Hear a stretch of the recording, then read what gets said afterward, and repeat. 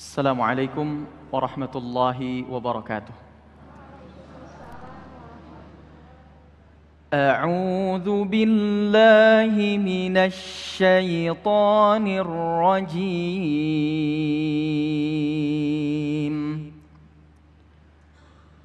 Bismillahirrahmanirrahim.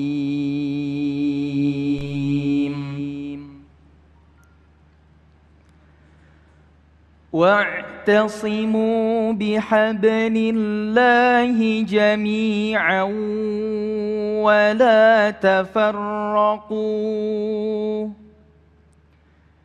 واذكروا نعمة الله عليكم إذ كنتم أعداء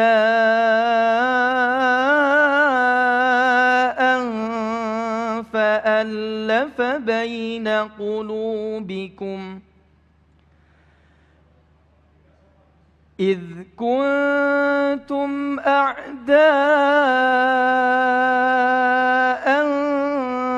فألف بين قلوبكم فأصبحتم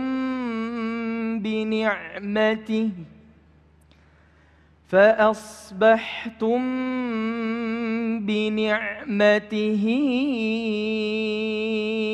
إخوانا وكنتم على شفا حفرة من النار فأنقذكم منها كذلك يبين الله لكم آياته لعلكم تهتدون كذلك يبين الله لكم آياته لعلكم تهتدون صدق الله العظيم.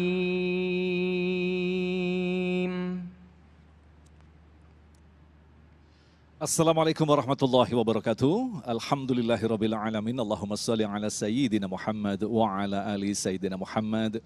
Segala puji bagi Allah yang kembali mempertemukan kita dalam majelis ilmu Damai Nusaku yang saat ini disiarkan secara langsung dari Masjid Al-Ikhlas, Baranang Siang Indah, Katulampa, Bogor. Pemirsa, alhamdulillah guru-guru yang kita cintai telah hadir bersama kita yang akan bersiap untuk berbagi ilmu kepada kita. Alhamdulillah telah hadir Ustadz Arifin Nugroho dan Ustadz Abdul Muta'ali. Kita akan mengangkat sebuah tema yang sangat menarik sekali berkaitan dengan ukhuwah Islamiyah di tengah globalisasi. Dan tentu saja bagi Anda pemirsa yang ingin mengajukan pertanyaan, kami undang Anda untuk mengirimkan melalui Instagram di @dame_tv1 dengan hashtag ukhuwah Islamiyah. Inilah Damai Nusaku yang dipersembahkan oleh Sarung Wadimor, tentu sarung kita. Selamat mengikuti.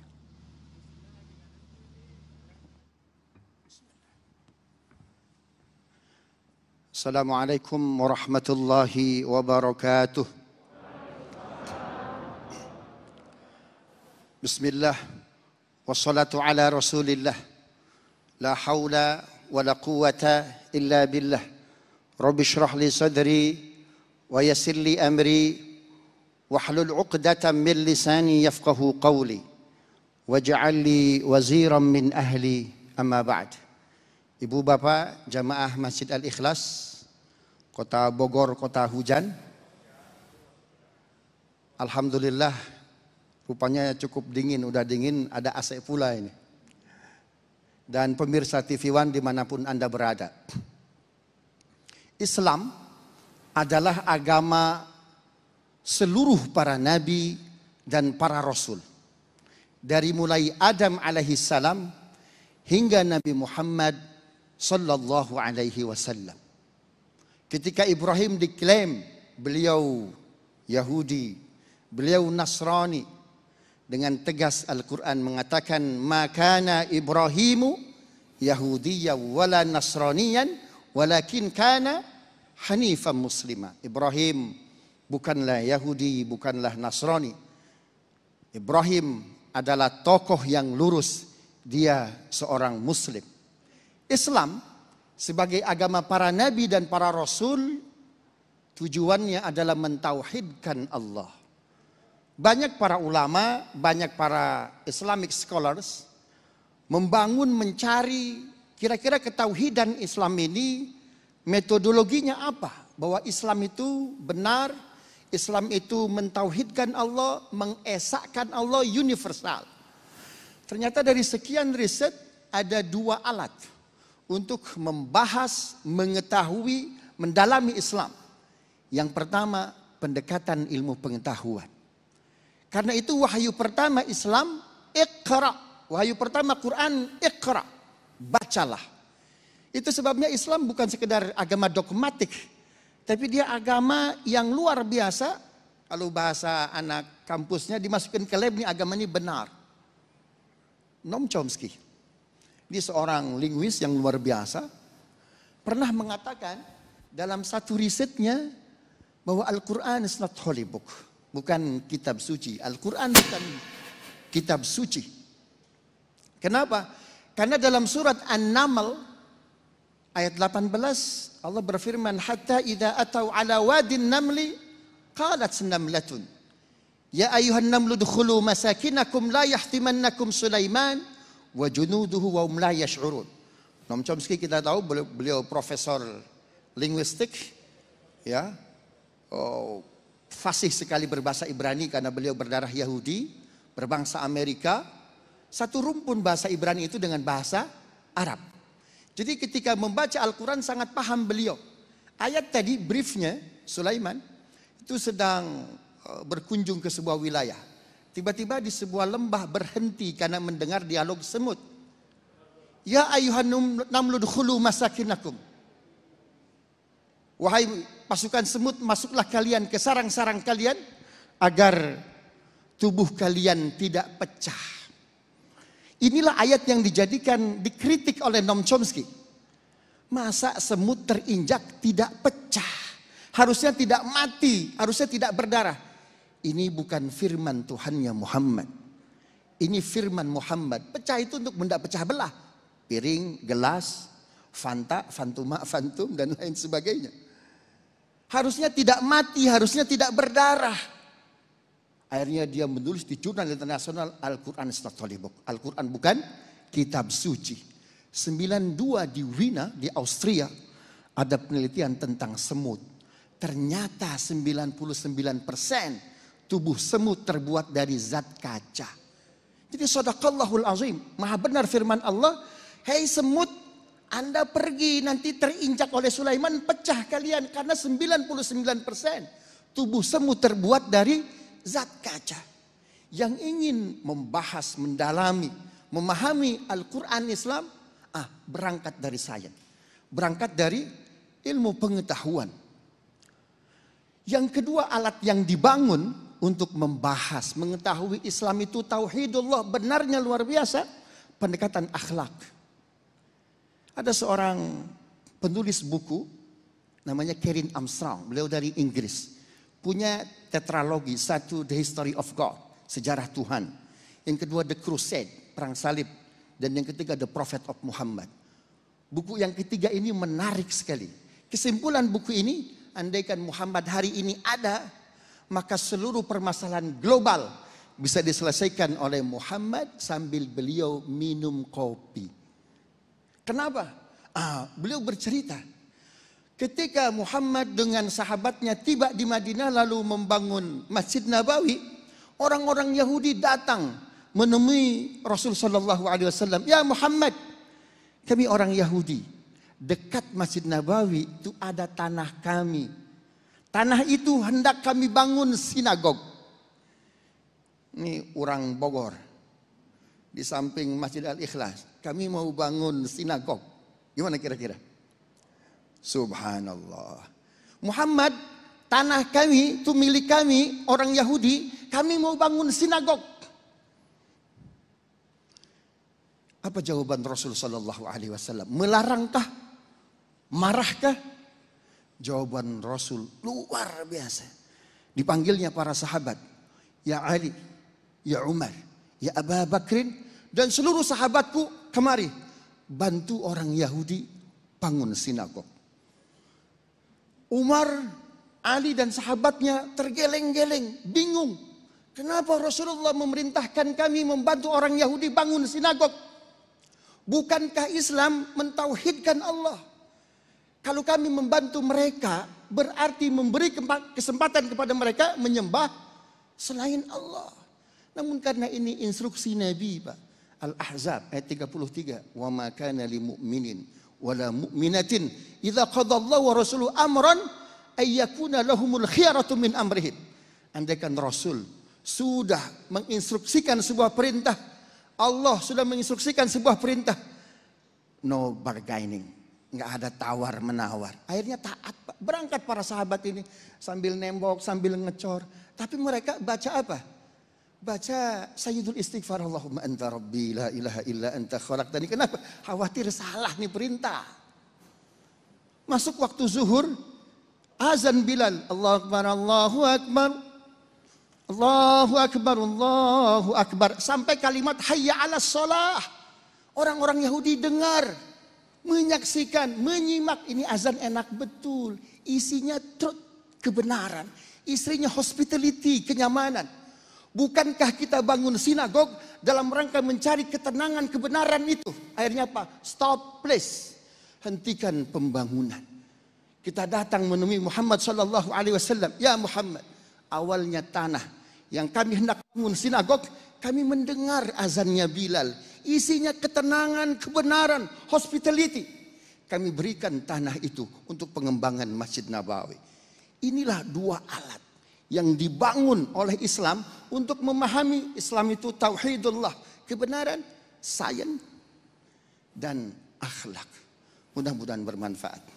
Amin ya rabbal alamin. Terima kasih Ustadz, pemirsa yang dirahmati Allah. Itulah tadi sebuah paparan yang memberikan gambaran kepada kita betapa sempurna Rasulullah Sallallahu Alaihi Wasallam menunjukkan apa dan bagaimana sesungguhnya makna daripada Islam sebagai rahmatan lil alamin. Nah pemirsa, dalam segmentasi berikutnya nanti kita akan membahas tentang kehadiran kita yang saat ini kita hidup di tengah globalisasi. Bagaimanakah memaknai hadirnya globalisasi dengan eksistensi Islam itu sendiri. Ustadz Arifin akan menjelaskannya selepas pesan-pesan berikut ini. Tetaplah bersama kami, Damai Indonesiaku, yang dipersembahkan oleh Sarung Wadimor, tentu sarung kita.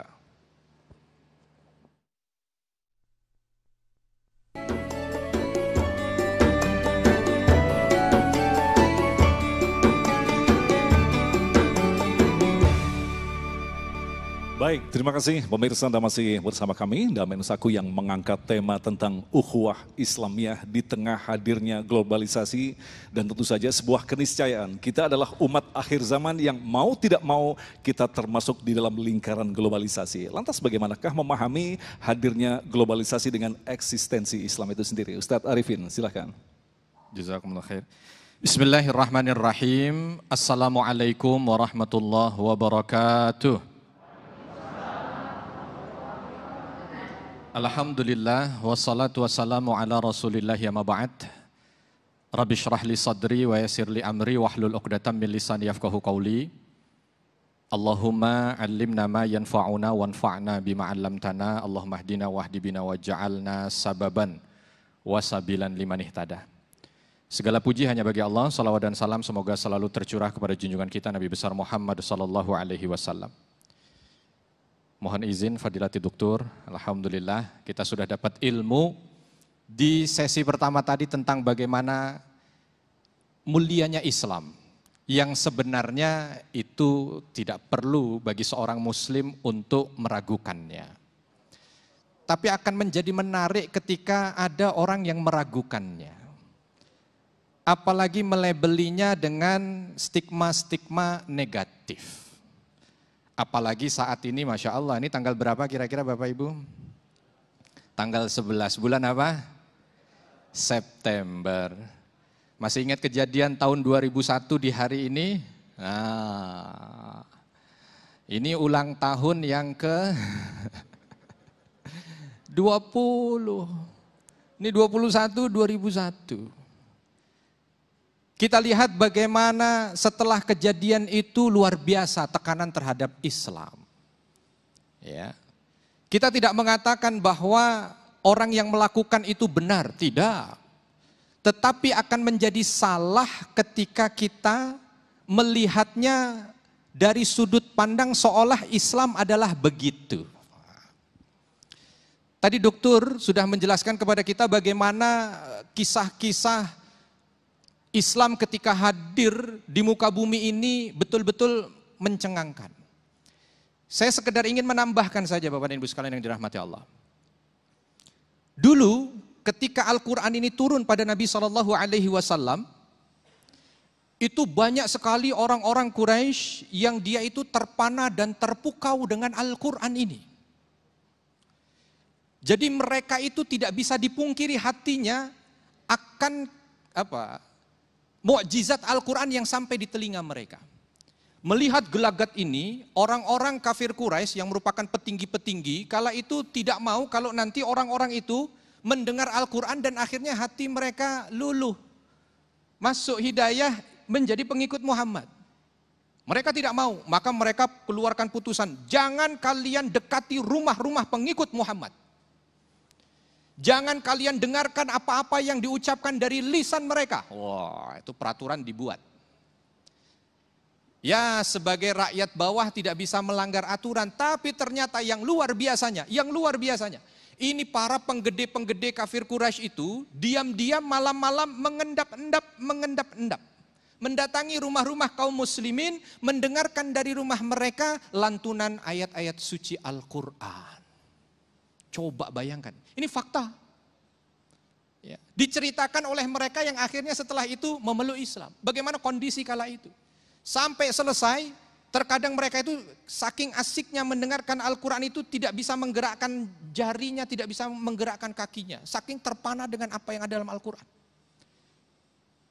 Selesai dibaca, akhirnya mereka bergegas pulang. Ketika pulang ketemu di sudut rumah, ya, sama dengan orang yang melarang, ya, pimpinan kafir Quraisy begitu ketemu, lah, kenapa kamu kesini? Gitu. Kamu juga kenapa kesini? Saya mau dengerin Al-Quran. Saya juga, tapi jangan bilang-bilang, nanti ketahuan. Nih, benci tapi rindu. Gitu. Coba bayangin. Ada lagi yang luar biasa, menggugah sekali kalau kita dengar dalam cerita-cerita hijrah Nabi Muhammad SAW. Ketika hari Kamis pagi, orang-orang kafir Quraisy di Darul Arqam sepakat untuk membunuh baginda Nabi lepas tengah malam. Dibikin rencana supaya tidak diketahui oleh siapapun, rencana senyap. Mereka mencoba untuk melakukan rencana mereka, tapi Jibril mendatangi Nabi Muhammad SAW untuk memberitahu rencana kafir Quraisy bahwa nanti malam akan membunuhmu. Persiapkan diri, hijrah. Yang unik, Nabi sebelum berangkat hijrah memanggil sahabat Ali. Datang ke sini Ali. Ini tolong nih, ini ada titipan dari fulan, ini ada titipan dari fulan, ini ada titipan dari fulan. Ini semua sebelum kau berangkat hijrah balikkan dulu ke pemiliknya.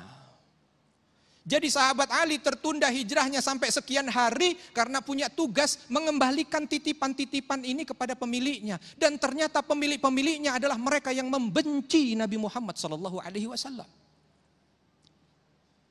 Tapi walaupun mereka benci, mereka tahu sosok seorang Muhammad. Sehingga ketika mereka itu ingin melakukan perjalanan jauh, dulu belum ada bank, dulu belum ada safe deposit, jadi uangnya itu ditaruh di bawah kasur. Ya. Begitu mereka mau, wah ini banyak nih uang, kalau kita pergi tinggal di rumah, digondol orang ini. Akhirnya apa? Datangin Muhammad. Padahal sebelum itu mungkin mereka menghujat Nabi. Oh Muhammad ini Muhammad. Istrinya bilang, "Pak, kita besok mau pergi." Mau pergi? Titipin sama Muhammad. Coba bayangkan. Ada model seperti itu? Kalau kita benci sama orang, jangankan nitipin uang, nitipin sendal aja, pakai mikir 7 kali, betul titip sama dia. Kan begitu, ini tidak. Dan baginda Nabi SAW menunjukkan kala itu, kalau mau bilang sama sahabat Ali, Ali bawa aja semuanya ini. Ini orang-orang yang nitip ke kita ini orang yang mau bunuh saya. Bawa aja semuanya. Bisa. Tapi Nabi SAW tidak. Bagaimana keadilan beliau tetap menjadi panglima. Balikkan semuanya. Jangan dikurangi sepeser pun. Walaupun ini yang datang dalam Darul Arqam, dia ingin, Darun Nadwah, dia ingin mencoba membunuh saya. Dia ingin mencoba menghabisi saya, tapi balikkan semuanya. Bayangkan. Dan ini bukan hanya pada Nabi Muhammad SAW. Coba lihat Umar bin Khattab radhiyallahu anhu tadi yang disampaikan oleh Fadilati Dr. Abdul Muta'ali. Bagaimana menjalankan perintah Rasul, dan itu pernah terjadi ketika beliau jadi khalifah. Masyhur ceritanya. Ketika Amr bin As menjadi gubernur di Mesir, beliau ingin gusur satu tanah yang dia gunakan untuk fasilitas negara lah. Ada satu tanah, bentuknya udah rawa-rawa di situ, tapi ingin digusur. Ada rumah reot di atasnya. Dan rumah reot itu ternyata punya Yahudi. Ingin langsung digusur oleh Amr bin As. Yahudi tua ini mencoba untuk menyampaikan keberatannya pada sang gubernur. Tapi mungkin tidak digubris. Datang ke Madinah, disampaikan langsung pada khalifah. Umar bin Khattab kala itu tidak banyak tulis surat, tinggal garis lurus. Set, berikan pada Amr. Begitu Amr baca, sudah tahu. Artinya, kalau kita melihat bukan hanya sekedar pada yang nampak, tapi inti ajarannya. Dan ternyata sejarah juga sudah membuktikan, mereka-mereka yang mencoba untuk melihat dan menjadikan Islam sebagai sesuatu yang terpojok, justru tidak bisa menghalangi keindahannya masuk ke dalam hati mereka. Wallahu a'lam. Baik, terima kasih Ustadz. Pemirsa yang dirahmati Allah, tentu saja untuk lebih dalam lagi memahami bagaimanakah kondisi yang terjadi pada saat ini tentang Islam dan globalisasi, insya Allah nanti kita akan berdiskusi dengan 3 segmen yang telah kami siapkan. Selepas pesan-pesan berikut ini, Damai Indonesiaku.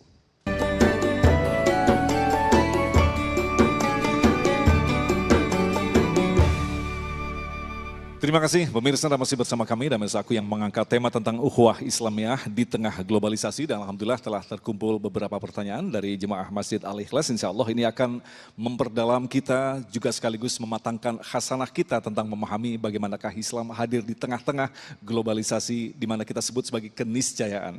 Pertanyaan pertama akan disampaikan oleh Bapak Yayat Supriyana yang insya Allah akan pertama dijawab oleh Ustadz Muta'ali. Silakan.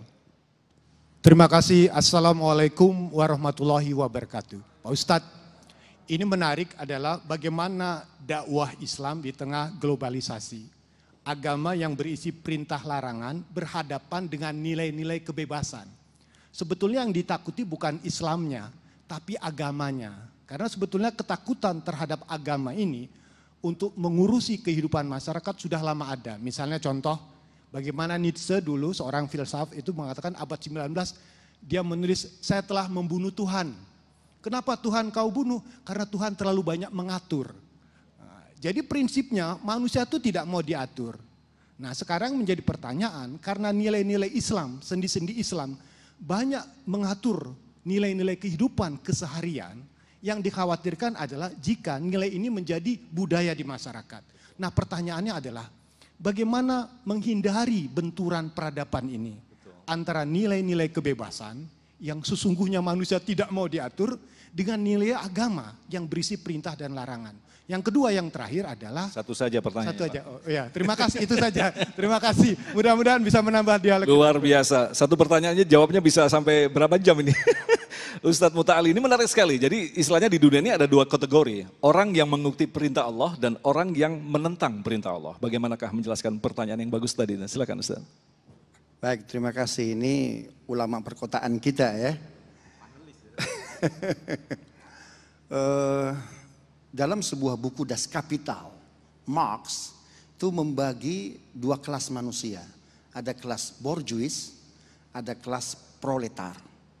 Pertanyaannya, terinspirasi dari mana ini Marx, Pak? Mungkin Pak Yayat pernah ke Inggris. Pernah ziarah juga mungkin, barangkali, ke makamnya Marx. Itu makamnya Marx, museumnya Karl Marx, itu ditulis surat Hud ayat 27. Faqala al-mala'u alladhina kafaru min qawmihi ma naraka illa basharan mithlana wa ma naraka taba'aka illa alladhina hum aradhiluna badiyar ra'i wa ma nara lakum alaina min fadlin bal nadhunnukum kadhibin. Ya, brief ayat ini orang-orang pemuka kufar Quraisy berkata, Muhammad you are nothing, sama aja sama kita. Ya, sama aja Anda sama kita. Enggak usah ngaku-ngaku nabi. But ya, kami lebih hebat. Justru your followers itu our slave. Pengikut Anda tuh budak kami. Jadi kalau kami bergabung menjadi pengikut Anda, apa bedanya saya dengan budak saya? Jatuh dong status sosial saya. Jadi saya nggak akan pernah untuk bergabung menjadi seorang muslim. Nah, ayat ini, ya kata Marx, menandakan bahwa pengikut Islam kebanyakan adalah menengah ke bawah. Ya, menengah ke bawah. Jadi kata proletar itu Marx itu terilhami Pak dari surat Hud ayat 27.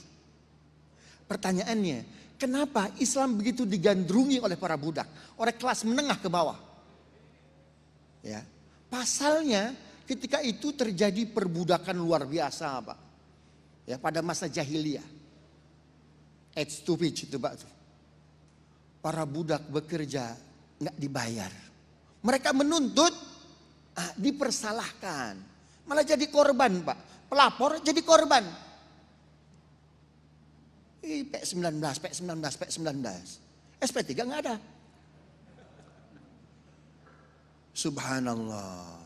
Nah ketika itulah Islam datang. Wahai para budak, no worries. Jangan pernah khawatir. Anda budak, Anda bekerja, Anda benar, Anda dikorbankan, Anda dipersalahkan. Jangan khawatir. Ada hari kiamat. Maliki yaumiddin. Allah yang akan membalas kalian. Alaihissallahu bi ahkamil hakimin. Boleh kalian menuntut, dipersalahkan. Kalian bekerja nggak dibayar, nggak apa-apa. Dunia bukan segalanya. Ada hari akhirat, ada hari kiamat. Hari kiamat itu Pak, Bapak Ibu yang dimuliakan Allah. Ini apa keadilan yang paling nyata Pak. The real justice. Hari kiamat itu the real justice Pak. Andaikan dunia hanya dunia Pak, yang benar dipersalahkan, enak betul yang salah. Kalau dunia selamanya betul nggak? Ketika yang salah dibenarkan, enak betul Pak. Kalian hati-hati, ada hari kiamat Pak. Mindset inilah Pak yang diterima oleh akal barat Pak. Begitu ulama kita ya. Pak Yayat Priyatna, ulama perkotaan beliau. Wallahu a'lam bishawab. Ustadz Arifin, kalau kita kembangkan dari apa yang telah dijelaskan atau dipertanyakan oleh Bapak Yayat tadi, artinya memang ketika Islam hadir pertama kali di dunia ini, memang sudah jelas diciptakan ada penentang-penentangnya. Padahal Allah di ayat yang pertama Al-Baqarah, la raiba fihi hudan lil muttaqin, gak ada keraguan. Nah, artinya ada dua respon ketika menerima perintah Allah. Ada orang yang mentadabur dalam-dalam dan menemukan kebenaran. Dan yang kedua, apakah orang-orang seperti yang dijelaskan oleh dokter tadi, dia tahu tentang kebenaran tapi sengaja menutupinya?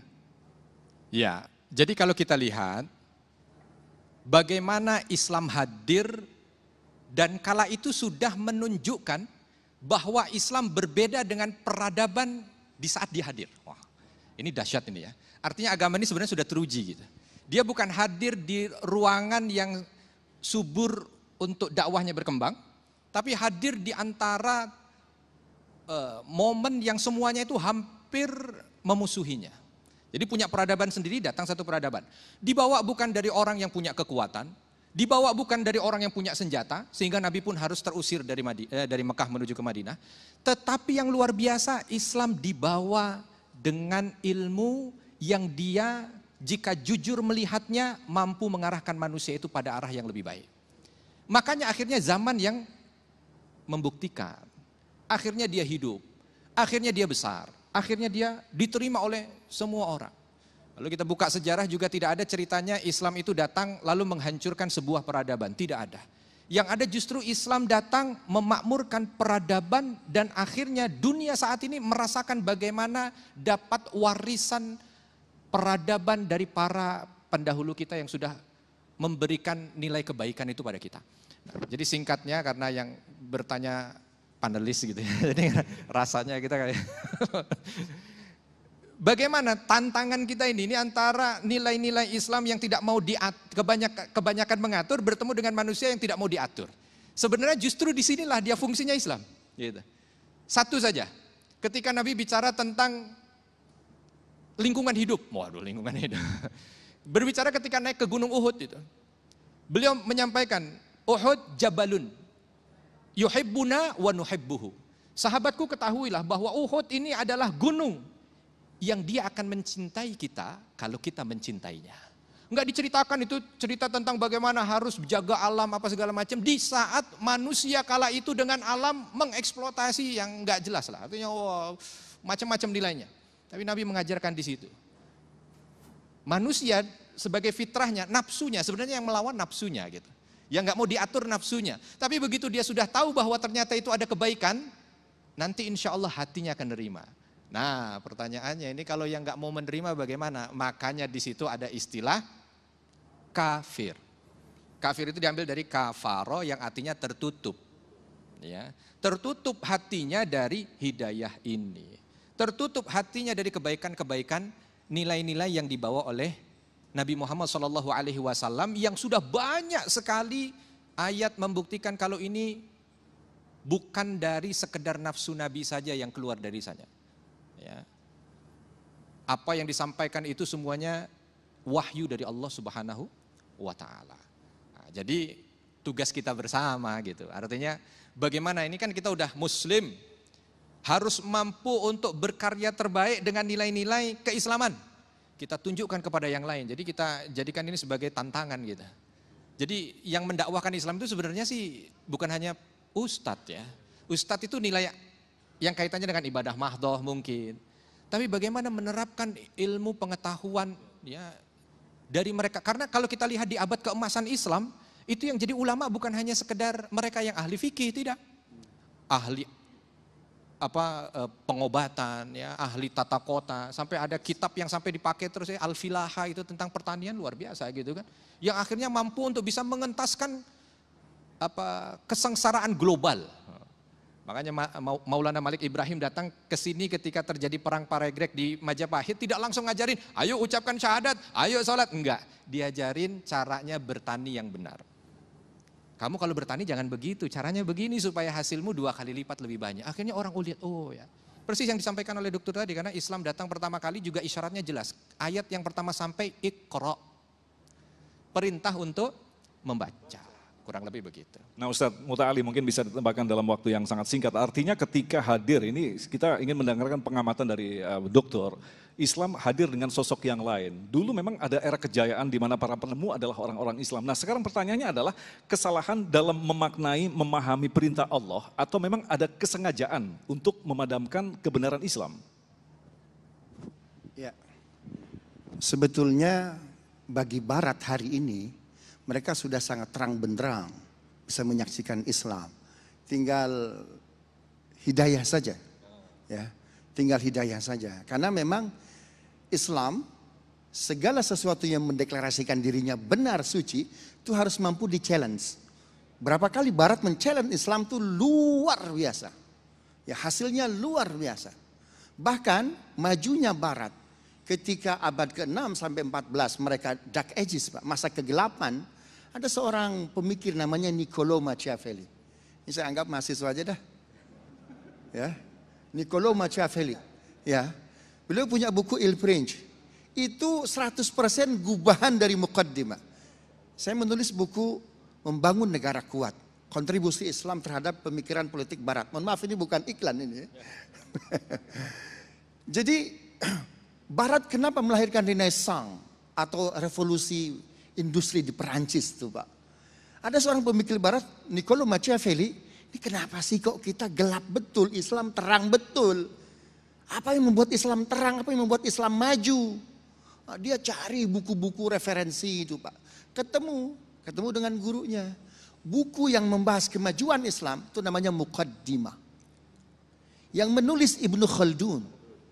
Cuma Muqaddimah ini berbahasa Arab. Bahasa Arab bukan bahasa teroris. Cuma ini Muqaddimah ini bahasa Arab. Akhirnya berangkatlah dia ke Andalus Pak. Untuk belajar bahasa Arab. Ketemu dengan linguis Arab nomor 1. Namanya Ibnu Malik, penulis Alfiyah. Qala Muhammadun huwa ibnu Maliki. Ahmadu Rabbila khairu maliki. Musalliyan ala nabiyil Mustafa. Wa alihil mustakmilina syarafa. Only 3 months. He can speak, he can read. Dia bisa baca, dia bisa ngomong, luar biasa. Jadi baca bahasa Arab berapa bulan ya? 3 bulan aja. Setelah itu dia baca Muqaddimah, luar biasa.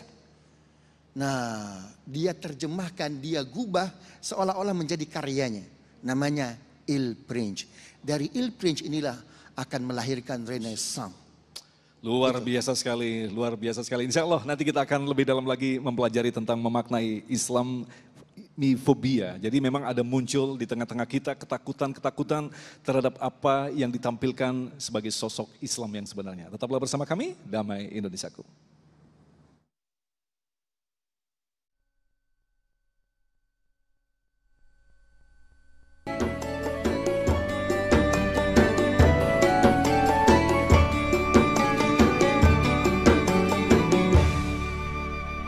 Baik, terima kasih pemirsa, Anda masih bersama kami Damai Indonesiaku dan kita akan lanjutkan lagi untuk menjawab pertanyaan berikut yang akan disampaikan oleh Ibu Titun Maimunah. Silakan, Bunda.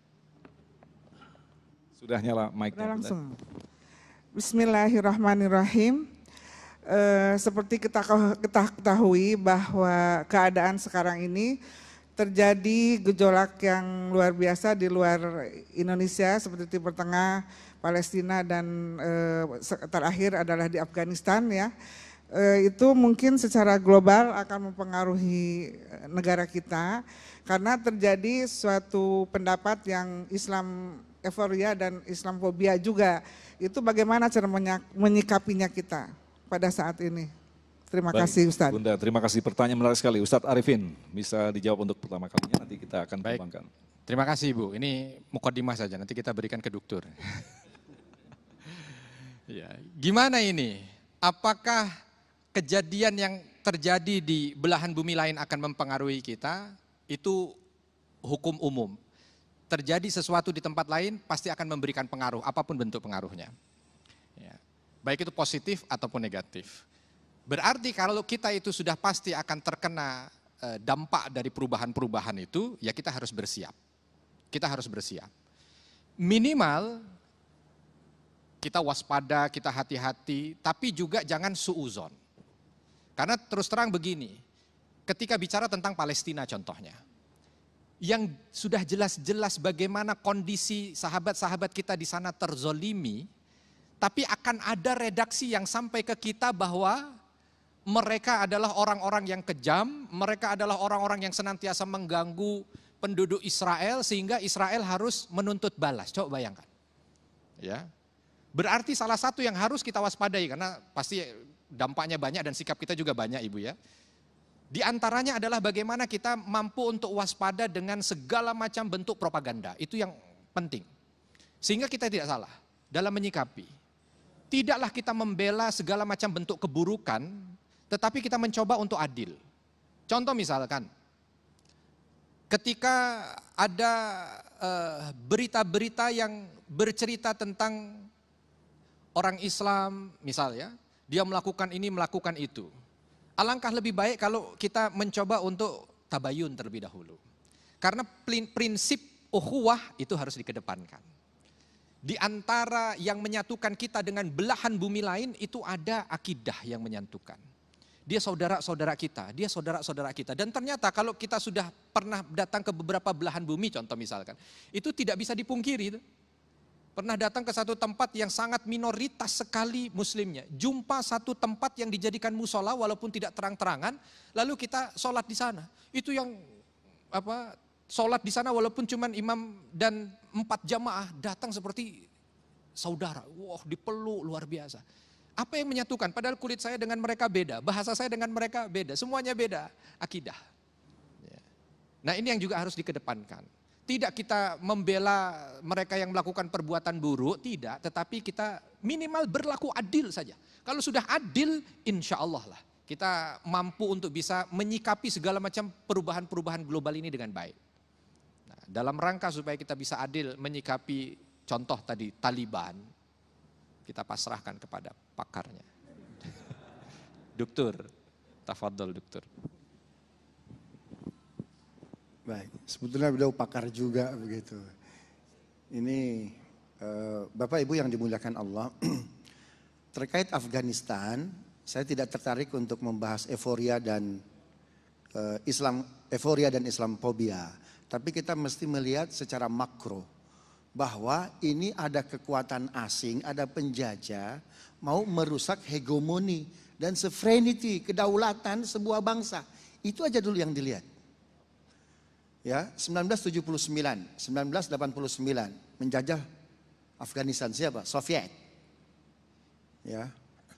Nah, Taliban itu tolabayat lubu tolibun, santri, mahasiswa, pelajar. Kita ada tentara pelajar.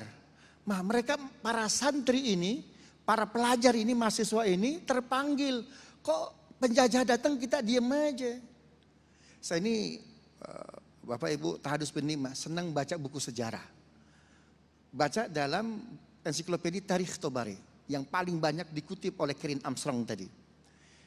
Diceritakan dalam buku tersebut, ensiklopedia tersebut, ada seorang sahabat namanya Bilal, muazzin Nabi. Selesai azan zuhur, dia tidak melaksanakan qobliyah zuhur. Padahal dia ini sholat apa? Sunnah muakkadah. Ini tidak sholat qobliyah zuhur. Malah nyanyi. Apa nyanyinya?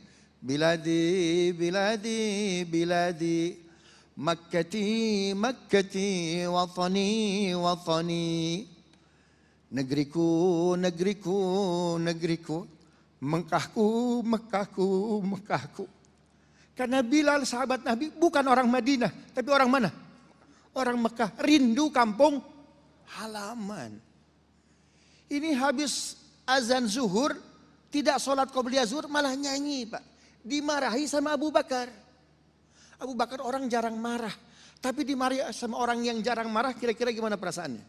Orang suka marah, marahin kita, sama orang gak pernah marah, marahin kita. Enak dimarahin sama yang mana? Enak gak dimarahin. Tapi dimarahin sama orang yang tidak pernah marah, marah itu biasanya lebih kerasa. Ya Bilal, waihak, fil masjid tughanni. Gimana kamu di masjid nyanyi? Nangis Bilal, Abu Bakar yang marah. Datang Nabi, utrukhu yughanni. Biarkan Bilal menyanyi, innahu asyiqul watan. Dia rindu tanah airnya. Tapi lihat nih, ini ada kalimat dahsyat dari Nabi. Man tasyahada tadaffa. Orang kalau sudah bersyahadat pasti bela negara. Ya, man tasyahada tadaffa. Orang yang bersyahadat pasti apa? Bela negara, nggak mungkin diem aja. Makanya Bung Tomo apa? Pekik dia 10 November 1945, Allahu Akbar, Allahu Akbar. Soviet masuk, nggak mungkin para tulab, para santri, para mahasiswa diem aja Pak. Akhirnya hengkang dia karena kalah dan putusan Geneva Court, pengadilan Geneva. 2001 masuk Amerika, 2021 hengkang juga, 20 tahun Amerika menjajah. Memang Amerika ini unik, 200 tahun usianya, itu enggak perangnya 25 tahun. Kita dijajah Belanda masih mending, Belanda meninggalkan dam, jembatan. Amerika enggak ninggalin apa-apa. Ya, Baghdad hancur lebur. Afghanistan hancur lebur, nggak ada dam, nggak ada apa-apa. Ternyata Amerika mundur juga, kalah juga karena Doha Accord. Februari 2020 harus hengkang. Apa pelajaran yang bisa diambil dari sini? Siapapun kekuatan asing yang hendak menghegemoni sebuah negara yang sah, negara berdaulat, nasibnya hati-hati. Akan sama seperti Soviet, akan sama seperti Amerika. Ini pelajaran yang harus kita ambil dari Afghanistan. Apa artinya? Indonesia jangan pernah memberikan ruang agar orang lain masuk mengintervensi kita. Ini yang bisa diambil pelajaran dari Afghanistan. Nah, Ustadz Arifin, kalau kita kembali lagi pada apa yang telah dipertanyakan tadi, memang benar secara fisik kita tidak dijajah. Tetapi kita harus berhati-hati dengan hadirnya teknologi di era globalisasi. Salah satunya adalah media sosial. Yang justru selama ini kita yang malas membaca, hanya mengkonsumsi patahan-patahan peristiwa yang sebenarnya itu adalah cara justru untuk memunculkan ketakutan terhadap Islam. Mohon pendapatnya, Ustaz. Inilah dia yang patut untuk kita cermati lebih dalam. Jadi memang penjajahan, kalau tadi yang disampaikan oleh beliau kalimat terakhir, kita harus ambil pelajaran dan kita harus waspada. Jangan kasih ruang bagi penjajah untuk datang kembali. Dan ternyata dengan berbagai macam perubahan, ya karena namanya perubahan itu selalu ada revolusi industri yang 1.0 sampai 4.0, 5.0. Penjajahan juga begitu. Yang perlu untuk kita antisipasi betul. Ya, kadang-kadang secara fisik dia tidak menjajah. Tapi secara budaya dia jajah. Secara gaya hidup dia jajah. Secara kebiasaan dia jajah. Gitu. Sehingga kadang-kadang orang kita itu lebih bangga dengan makanan orang luar dibanding kita makan makanan kita sendiri. Kadang-kadang kalau namanya minuman tulisannya es teh harganya 2.000. Tapi kalau sudah tulisannya iced tea 20.000. Coba bayangkan tuh. Dari sisi kita kalau lihat itu kita udah ya. Oh, kalau kita bicara singkong makanan desa. Lalu kalau yang begini, ini peradaban. Padahal terkadang, ini mohon maaf ya, kalau dilihat dari sisi kesehatannya ini jauh lebih banyak kesehatan yang diberikan ke tubuh dibanding ini yang serba instan yang mungkin ya ada beberapa yang tidak baik buat tubuh gitu. Artinya model seperti ini harus difahami dan tidak ada kata lain kecuali balik ke Islam. Ya, seperti yang dikatakan oleh para nabi terdahulu ketika sudah terjadi berbagai macam tekanan, fafirru ilallah.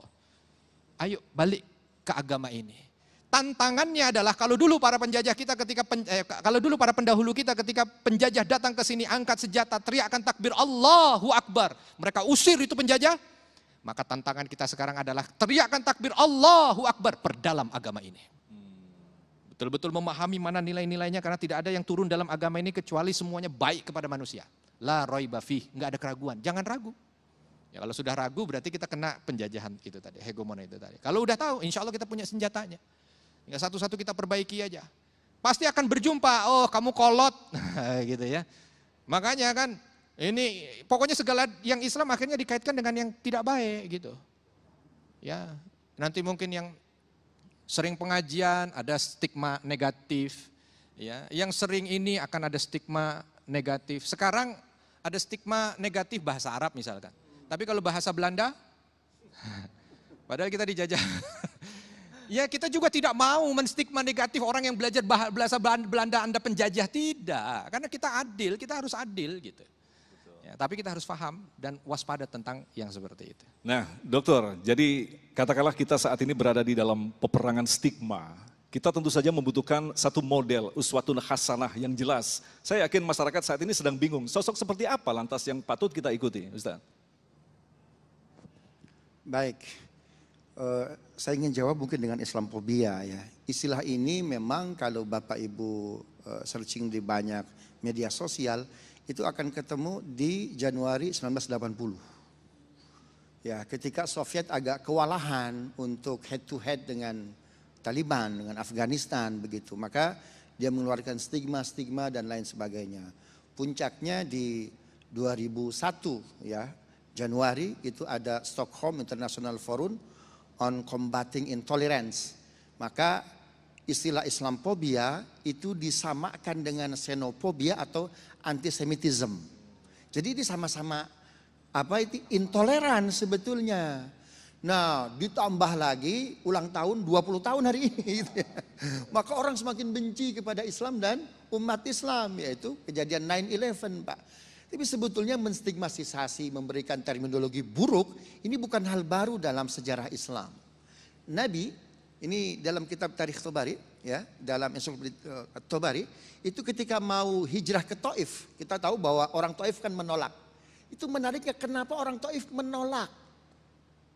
Karena para pembesar-pembesar kufar Quraisy itu membuat istilah-istilah buruk. Al-Quran ini merekod ada 4 istilah buruk untuk Quran dan untuk Muhammad. Ya, yang pertama majnun. Innaka la majnun, Muhammad, Anda itu gila, crazy. Ya, maka dikasih tahu, nggak usah dengar Muhammad. He is crazy. Nggak usah dengar. Yang kedua, yang dibawa oleh Muhammad itu Qur'annya itu asatirul awalin, dongeng-dongeng belaka masa lalu. Al-Qalam ayat 15. Idza tutla alaihi ayatuna qala asatirul awalin, tuh Quran Muhammad tuh asatirul awalin, dongeng. Yang kedua, jangan terima Muhammad. Muhammad itu tukang sihir. Ya, tukang sihir. Qala al-kafiruna inna hadza la sahirun mubin. Ya, mereka berkata, saya tidak menerjemahkan, mereka berkata, ini dia nih tukang sihir. Ya. Kemudian Quran itu bukan kitab suci, itu syair. Wa ma huwa biqauli syairin mubin, itu syair. Jadi sebetulnya stigmatisasi buruk ya kepada Islam, kepada umat Islam, ini bukan hal baru. Tetapi bagaimana Nabi menyikapinya? Dahsyat. Masih ada waktu? Kita tahan dulu, kita akan jawab dalam segmentasi selanjutnya. Tetaplah bersama kami, Damai Indonesiaku.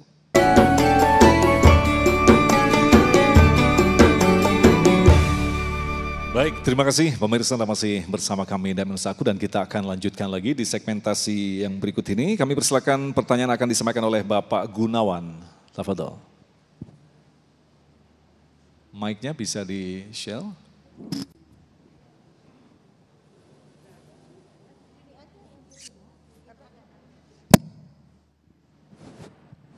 Assalamualaikum warahmatullahi wabarakatuh. Kita yakini betul bahwa Islam itu agama rahmatan lil alamin, Al-Quran itu adalah tuntunan kita buat semua muslim, buat seluruh umat harusnya.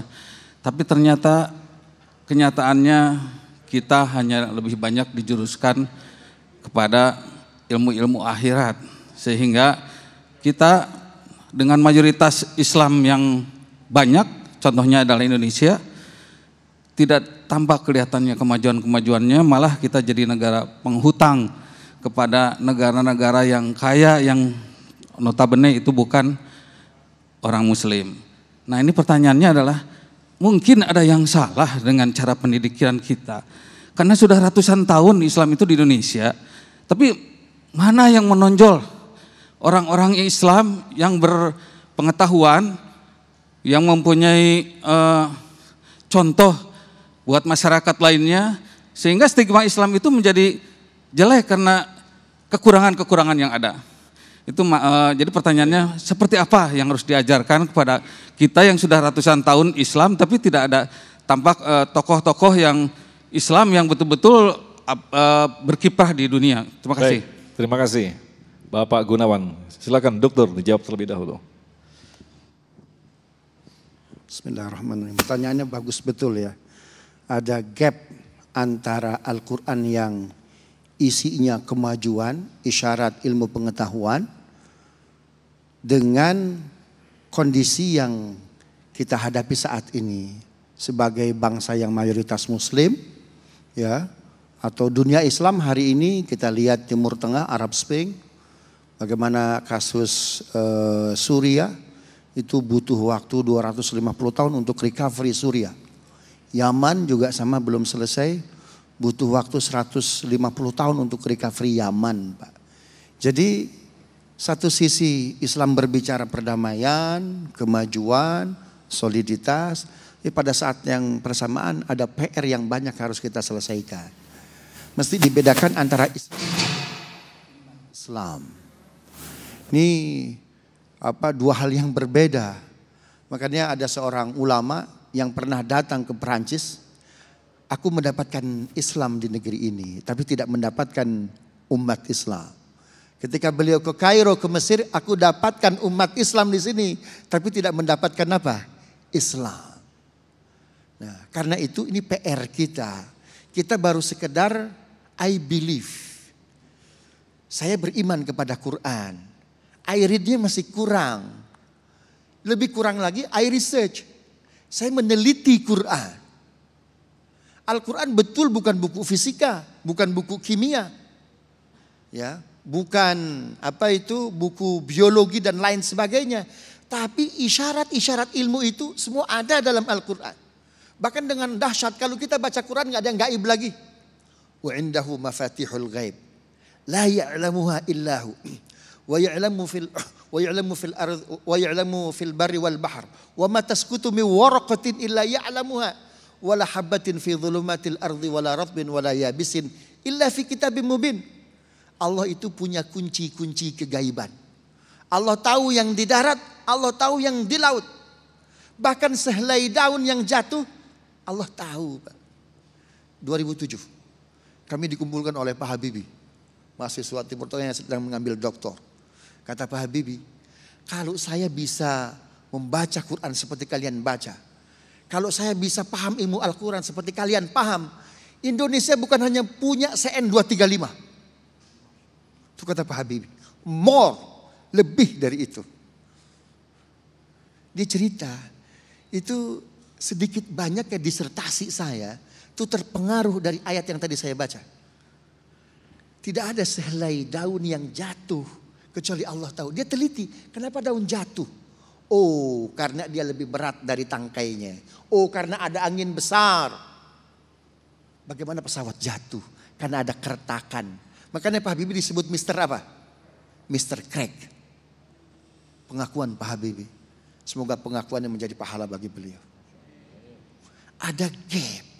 Karena itu ibu bapak, kalau belum sampai kepada level I research, we research, kita teliti Quran, I read dulu perkuat deh. Kita masalahnya hanya mencukupkan pada definisi Al-Quran kalamullah, Al-Quran itu kalam Allah, diturunkan kepada Nabi Muhammad melalui Jibril, bernilai ibadah. Nggak paham juga ibadah ini. Itu masalahnya. Padahal Quran apa? Afala ta'qilun, afala tatadabbarun. Teliti, dalami, research. Bahkan bahasa Arab yang diturunkan Al-Quran itu bahasa ilmu pengetahuan. Surat Yusuf ayat 2. Inna anzalnahu Qur'anan Arabiyya la'allakum ta'qilun. Oh, luar biasa. Kami turunkan Al-Quran berbahasa Arab agar kalian berpikir. Berarti bahasa Arab itu bahasa apa? Science. Bahasa ilmu pengetahuan. Ada gap di sini. Karena itu ibu bapak ya, baca Quran. Baca Quran. Dalami Quran. Dahsyat. Kita penggudangan pengawetan ya, bahan makanan pokok berapa lama? Berapa lama? Ada nggak beras diawetkan disimpan bisa 7 tahun? Bisa tidak? Di Bulog beras kita bisa 7 tahun tidak? Tidak bisa. Tapi Quran menyatakan bahwa makanan pokok bisa diawetkan, digudangkan, disimpan 7 tahun. Kisah Nabi Yusuf. Raja Mesir bermimpi melihat 7 ekor sapi yang kurus, yang gemuk-gemuk. Dimakan oleh 7 ekor sapi yang kurus-kurus. Raja Mesir bermimpi melihat hutan rindang, hijau, di sampingnya kering kerontang. Dia nanya kepada staf ahlinya, nggak paham. Tapi tenang Tuan Raja, saya punya kawan namanya Yusuf. Dulu sama-sama di Hotel Predio. Bukan di kelas 1 Tangerang. Dia pandai itu mentakwil mimpi itu. Panggil Yusuf. Yusuf menjelaskan, Tuan Raja, Mesir 7 tahun hasil panen bagus. Curah hujan bagus. Tapi sabar, jangan habiskan hasil panennya. Karena akan datang 7 tahun kedua hasil panen gagal. Tidak ada hujan. Rakyat ketika itu akan datang kepada Anda minta sandang. Minta seluruh kebutuhan pokok. Kalau tidak tersedia, marah mereka. Nah, di situ Quran menawarkan teori apa? Penggudangan, pengawetan. Teliti ini. Baik, terima kasih Dokter, sayang sekali. Kiai, waktunya sangat terbatas sekali. Mudah-mudahan apa yang telah kita dapatkan, ilmu yang sangat luar biasa dalam kesempatan kali ini menjadikan bekal bagi kita untuk tidak pernah lelah terus mentadabur kebenaran Al-Quran. Tetaplah bersama kami, Damai Indonesiaku.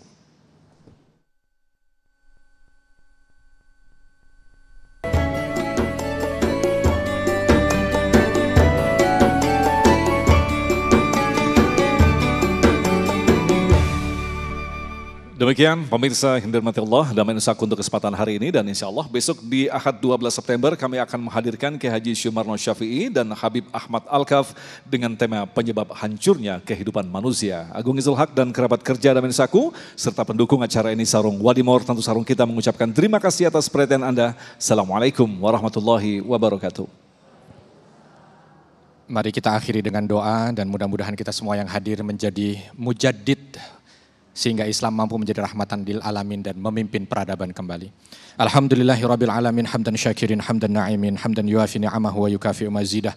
Rabbana lakal hamdu kama yanbaghi li jalali wajhikal karim wa 'azimi sultanik.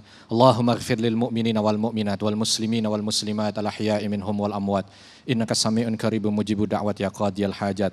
Allahumma inna nas'alukal huda wat tuqa wal afafa wal ghina. Allahumma a'inna 'ala dzikrika wa syukrika wa husni ibadatik. Allahumma inna nas'aluka husnal khatimah. Rabbana fir lana wa liwalidina warhamhum kama rabbana shighara. Rabbana atina fid dunya hasanah wa fil akhirati hasanah wa qina adzabannar. Wa sallallahu wasallam ala nabiyina Muhammad walhamdulillahi rabbil alamin.